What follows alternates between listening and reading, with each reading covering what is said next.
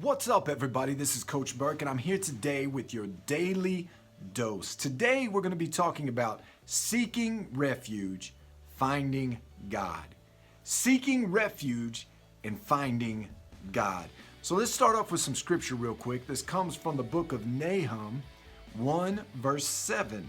This is Nahum chapter 1 verse 7. It says this: "The Lord is good, a refuge in times of trouble. He cares for those who trust in Him." So we're going to be talking about seeking refuge, finding God.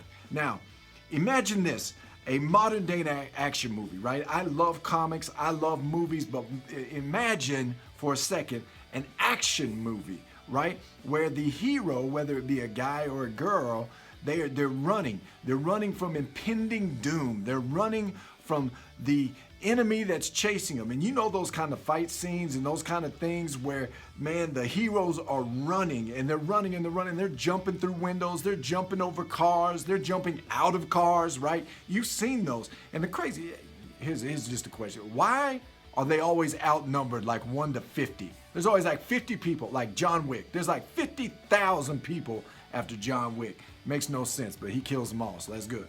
Spoiler alert. So, here we go. But they're always outnumbered. The adrenaline's building up, and they are running, and they narrowly escape. They find a place of refuge, usually a safe house, or they find a place where they can regroup, catch their breath. They find a place where they can kind of regroup and kind of get a game plan together what the next action's going to be, right? And so we've all seen those movies, and unfortunately, life is not like the movies. But what we can all relate to is this, is we have all felt impending doom, where the walls feel like they're closing in on us, and it feels like our world is falling apart around us. And a lot of times we can relate to that because it feels like we're outnumbered. It feels like maybe things are going on in school and your grades, they're slipping through your fingers, and you can't get any traction to try to make the good grade.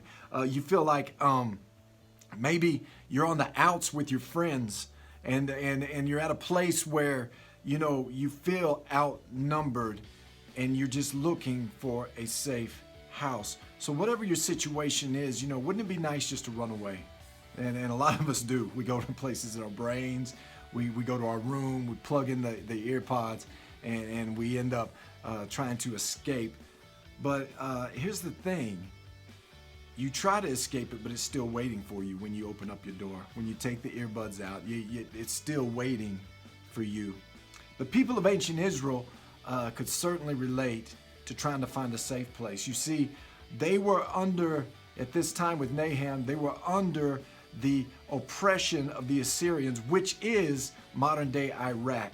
And so they were under the oppression of the Syrians. And so when the prophet came and showed up with the words of comfort, they needed to know that God was with them, because it felt like the enemy was closing in. A lot of us feel like our situation or our enemies are closing in, and it would be nice to know the words of the prophet even stand hold today, which was this: the Lord is good, a stronghold in the day of trouble, and He knows those who trust in Him.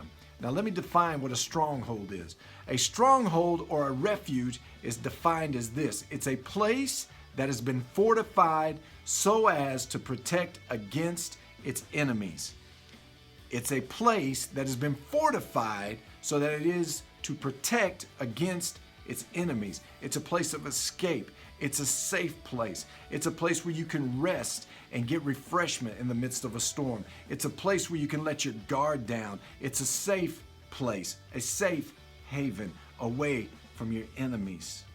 Now, here's the crazy thing. It's a fun fact, and it's just Bible history, but it took the Assyrians 200 years to get what came to them, right?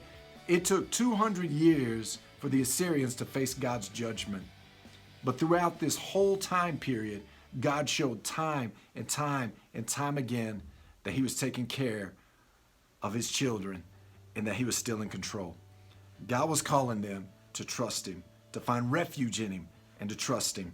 And so I need to ask you a couple of questions. So where are you in your life You know, right now, are you struggling to keep your world together? Are you struggling to try to keep the walls from crashing down around you, from your world just completely falling apart? You know, are you tired and are you fearful of what's coming next? You wake up fearful every morning because you don't know what the blows of life are going to look like that day. Well, I want you to take comfort in what the prophet had to say in his words, that God is a refuge and a stronghold to those who love him, for those who trust him, right? And he loves you with an everlasting love. Young people, I'm here to tell you today, it doesn't matter what you're going through. It doesn't matter the situations going on in your life right now. God is for you. He's not against you. So I want you to begin to know that even as the storms of life rage in our lives, God's all around us and he's still in control. I want you to remember that. Go into this week victorious, go into this week champion. I love you guys. Peace and prayers. God bless. We'll talk to you next week. We'll talk to you soon.